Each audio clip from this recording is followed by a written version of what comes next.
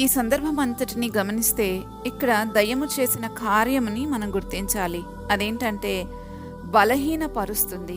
బలహీనపరిచే దయ్యాలుంటాయని మనం గుర్తించాలి. అందుకే కొందరు శారీరకంగా, కొందరు మానసికంగా, ఇంకొందరు ఆత్మీయంగా బలహీనపడటానికి కొన్నిసార్లు కారణం దయ్యాలేనని ఈ వాక్యాన్ని బట్టి మనకు అర్థమవుతుంది.